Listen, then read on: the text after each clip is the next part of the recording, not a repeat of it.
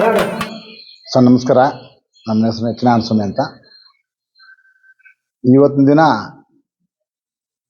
ಈ ವಿರೂಪಾಕ್ಷಿ ಮುಳಬಾಗಿಲು ತಾಲೂಕು ಆಮಡಿ ಹೋಬಳಿ ಈ ವಿರೂಪಾಕ್ಷಿಯಲ್ಲಿ ಸುಮಾರು 850 ವರ್ಷ ದೇವಸ್ಥಾನ ಇತಿಹಾಸವುಳ್ಳದು.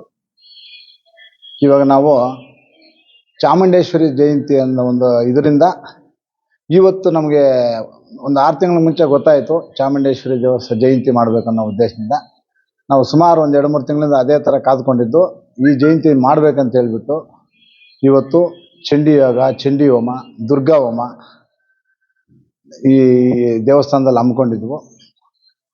ಇಲ್ಲಿ ಸುತ್ತಮುತ್ತಲ ಗ್ರಾಮಸ್ಥರು, ನಮ್ಮೂರಿನ ಗ್ರಾಮಸ್ಥರು ಎಲ್ಲರೂ ಸೇರಿ ಕಾರ್ಯಕ್ರಮವನ್ನು ಯಶಸ್ವಿ ಮಾಡಿ ಕಳಿಸಿದ್ದಾರೆ. ಅದೇ ಥರ ಇನ್ನು ಮುಂದೆ ಹಂತ ಹಂತದಲ್ಲಿ ಇದೇ ಥರ ಮಾಡ್ಕೊಂಡು ಹೋಗೋಣ ಅಂತೇಳಿ ಪ್ರಯತ್ನ ಮಾಡ್ತಾ ಇದ್ದೀವಿ. ಆಯಮ್ಮನಿಂದ ನಾವೆಲ್ಲರೂ ಆರಾಮಾಗಿದ್ದೀವಿ. ಏನು ಅಂದ್ಕೊಂಡಿದ್ದೀವೋ ಆ ಕೆಲಸ ಎಲ್ಲ ಆಗ್ತಾ ಇದೆ. ಈ ಥರ ಪ್ರತಿ ವರ್ಷವೂ ನಾವು ಯಾವುದೋ ಒಂದು ಕಾರ್ಯಕ್ರಮ ಮುಂದೆ ಇಟ್ಕೊಂಡು ಮಾಡ್ಕೊಂಡು ಬರ್ತಾ ಇದ್ದೀವಿ, ನಡ್ಸ್ಕೊಂಡು ಬರ್ತಾನೆ ಇದ್ವಿ ಅನ್ನೋದಕ್ಕೆ ನಾನು ಇಷ್ಟಪಡ್ತೀನಿ. ಈ ದೇವಸ್ಥಾನ ಕಟ್ಟಿ 20 ವರ್ಷ ಆಯ್ತು. ಮೊದಲು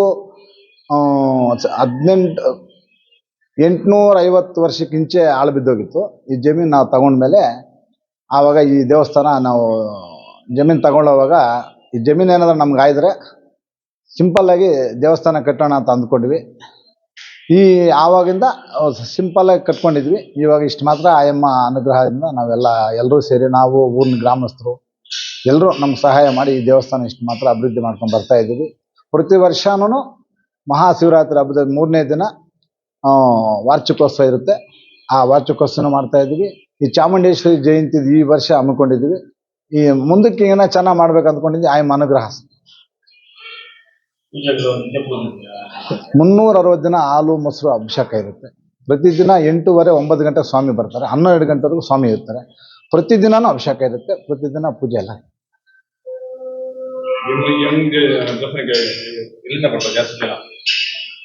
ಸುತ್ತಲೂ. ಈಗ ಆ ವಾರ್ಷಿಕೋತ್ಸವಕ್ಕೆ ನಮ್ಮ ಆಂಧ್ರದಿಂದ ಬರ್ತಾರೆ, ನಮ್ಮ ಕರ್ನಾಟಕದವರು ಬರ್ತಾರೆ.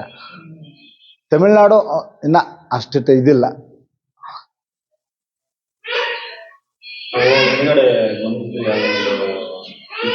ಹೌದು ಸರ್. ಹುತ್ತದಲ್ಲಿ ದೊಡ್ಡದು ನಾಗರವ ಇತ್ತು. ಈ ದೇವಸ್ಥಾನ ಕೆಡುವುದಾಗ ಅದರಲ್ಲಿ ಈ ಕೆಲಸ ಮಾಡುವಾಗ ಆ ಮಣ್ಣು ಅದು ಎಲ್ಲ ಬಿದ್ದು ಆ ಹುತ್ತು ಸ್ವಲ್ಪ ಮುಚ್ಚೋಗಿದೆ. ಅದಕ್ಕೆ ಮುಂಚೆ ಕಂಪಲ್ಸರಿ ನಮಗೆ ಯಾರಿಗೋ ಒಬ್ರು ಕಾಣಿಸ್ತಾ ಇತ್ತು ನಮ್ಮ ಮನೆಯವ್ರಿಗೆ. ಸುಮಾರು